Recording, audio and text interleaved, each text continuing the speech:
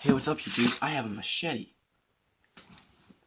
Okay, so today, I'm going to make a Let's Talk About Stuff video. Because, primarily, the reason that I have not made a video in a while is because I don't... Huh? Okay, primarily the reason that I haven't made a video in a while is because I haven't known what to label the video. Because just had, like, abstract thoughts, okay? So, yeah. First thing I'm going to talk about is this. You can control the way your neurons fire in your brain, okay? I tried this while I was, half asleep. I was in a very suggestible state of mind, kind of like in hypnotic, almost, kind of state of mind, meditative, whatever you want to call it, okay?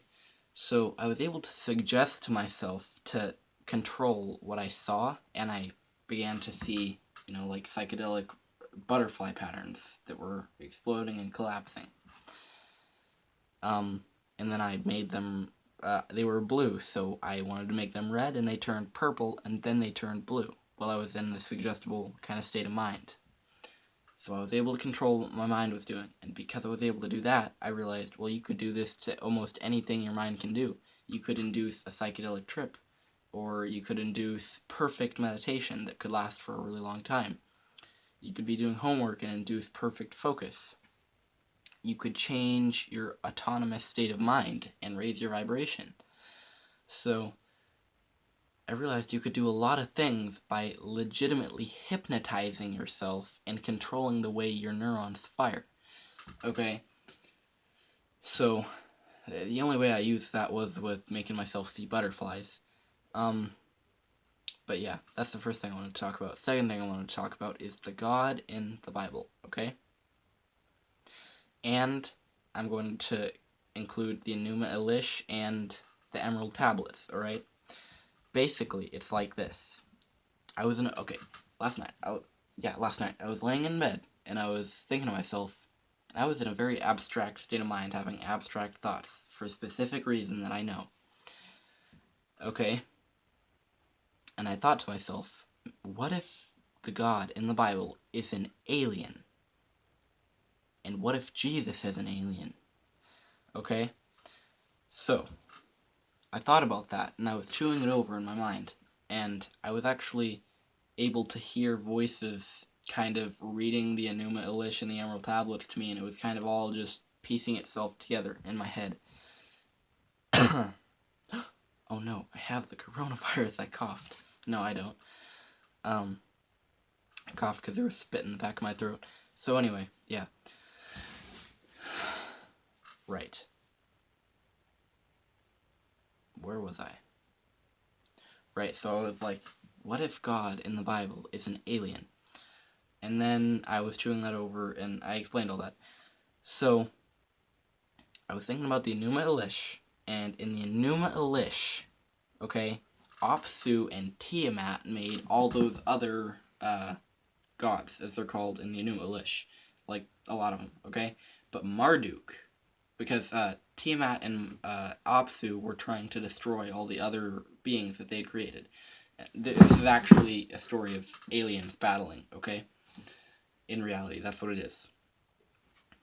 So, Marduk, because he defeated Tiamat and he defeated Apsu, it was written in his destiny, I think that's the word to use, it was written in his destiny that he would have a very high and mighty place. So then I was thinking about the Emerald Tablets and how there are 9 Lords of Life, okay? In string theory, okay, think of these Lords of Life as actually placeholders for dimensions. In string theory, there are 11 dimensions, not 9. But if they're Lords of Life, they're not technically the dimensions themselves. They're the lords of those dimensions, or the kings of those dimensions. Think about this, right? If the very highest being in the universe that was in a dimension was in the 9th dimension at the time of this being written, which was very near the time of Atlantis, then they would only explain up to 9 because there would only be 9 Lords of Life, okay? So they would be the rulers over those specific dimensions. And I was thinking, well, what if Marduk's high and mighty place that it was written in his destiny was actually the 9th dimension? which would mean he would be like kind of first place in an ascension race or whatever. Okay, so I was thinking about that, and if he's in the highest dimension, then that would be his high and mighty place, and he would basically fit very perfectly in description and in everything, in ideals, everything. He would fit the description of Jehovah or Yeshua or Yahuwah. I think the actual pronunciation of it is Yahuwah. Or at least I watched a video which was very convincing, saying that it was Yahuwah, not Jehovah, or any other kind of name. So, yeah. Right. So, if Marduk is Yahuwah, then Jesus, who I believe currently is actually a lot like the Avatar. Okay, this is what I think. Thoth from the Emerald Tablets is actually a prior incarnation of Jesus. Okay? And I think there have also been other incarnations, a lot like the Avatar. So that's what I think about that. So then, it would make sense if Thoth was a son of Marduk. I might be wrong, but I thought it might have said that at one point. I don't know. I was in like a very weird state of mind, so it could have just been made up in my own head. But anyway, yeah. If Thoth, who is actually Jesus, was the son of Marduk, who is actually Yahuwah, then there would be kind of a connection made in the Bible that would make perfect sense. Okay, so yeah. So then I was thinking, well, if they're aliens, because these beings described in the Enuma Elish are, in fact, aliens. Well, if they're aliens, then what's the Holy Spirit? Well, the Holy Spirit's source, okay? Because it popped back into my head, oh yeah, this entire time, basically, the word for God, or actually God is the word for source, but the word for God is source, okay, right?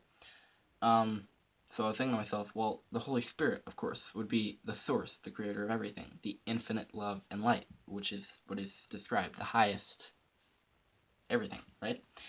So if Jesus and Yahuwah are aliens, they would be in the highest dimensions, and they would very well be kind of in a place to exert judgment or exert kind of decision making, a lot like a business, because like Dolores Cannon says, there are aliens keeping the earth in shape, basically. Humans would have probably already destroyed it by now, but there are aliens keeping everything spick and span, right? So, yeah. My opinion is that Jesus and Yahuwah are actually aliens, and the Holy Spirit is the source. So, yeah. And also, there are aliens watching over the earth. And the earth probably has cave systems in it, like is described in the Mayan calendar. You might or might not know what I'm talking about. Like is described in the Mayan calendar. And those cave systems, at one point, had humanity in them. Okay, but there was a great disaster, and it was destroyed by fire, which could be the magma core. So yeah, and Hitler actually tried to find this hollow earth kind of theory, which I don't think it's actually a hollow earth. It's a system of caves, more like it. So anyway, Hitler tried finding that, and I doubt that he actually succeeded. But anyway, yeah, Nazis, Germans, aliens, all under the surface of the earth, which could actually be hollow. I don't know. It probably isn't. It's probably caves. It's not hollow. So anyway, yeah. The God in the Bible is an alien. So is Jesus, and the Holy Spirit is the source of everything. Okay, that does not diminish. Like, if you're a Christian, please don't dismiss this video immediately. Because I'm just, like, you can have a different opinion than me. I'm not saying this is absolute truth, okay? This is a let's talk about stuff for a reason. It's not to be taken very seriously, okay? But just think about it, because that doesn't actually diminish any of the meaning that you may hold for the Bible or anything else of similar nature, like the Gnostic books, the Apocrypha is what it's called. It doesn't diminish any kind of meaning at all. It's just looking at it from a logical or crazy standpoint, depending on your opinion of certain things. But yeah.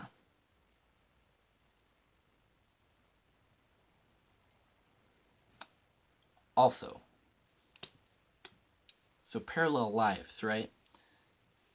Actually, let's go back to that. There's a back bend in yoga.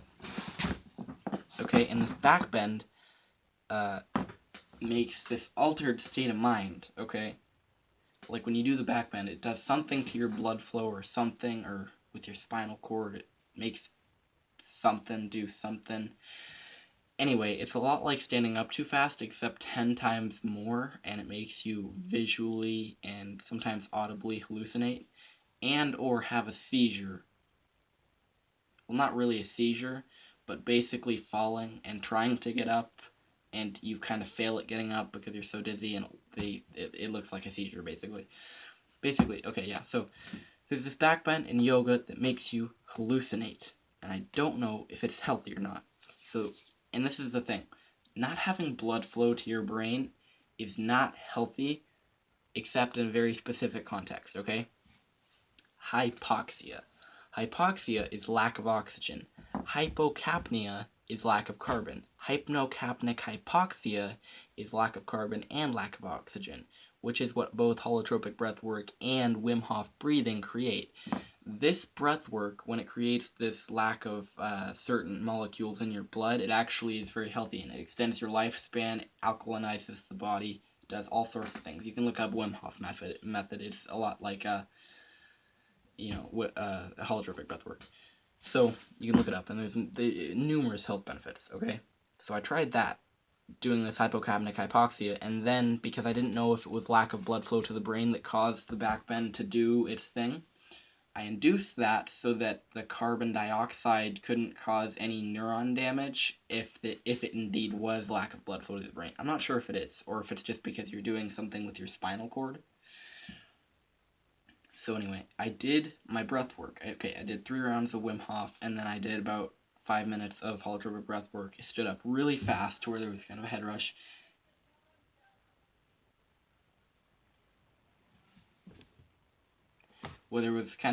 And then I did the back bend, and basically this is what happened. I got stuck in sleep paralysis for like an hour, okay, or more, and I was just stuck that way. I just passed out, and I was stuck in sleep paralysis. Okay, so then I tried it again after that, doing the breath work and everything to kind of make it safer.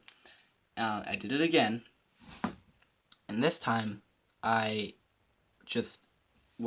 didn't collapse, but I laid on the floor so that I didn't fall on the floor, and I looked at everything, and everything was purple, and there were yellow rings floating in and collapsing, like this, like rings that were yellow, and then they collapsed into nothing, and then it was more purple and everything. And I had an ego death, but not really. It was like a halfway ego death. Forgot who I was, and that did that. This was Let's Talk About Stuff. So, hope you enjoyed the video. This is Stellar Toad. Leave a like and subscribe. Goodbye. Make sure you leave a like. I will be in your dreams, and I'll chase you riding a polar bear. Haha, now you're gonna have that dream if you don't leave this video a like. I'm serious. I'm not that serious, but I am.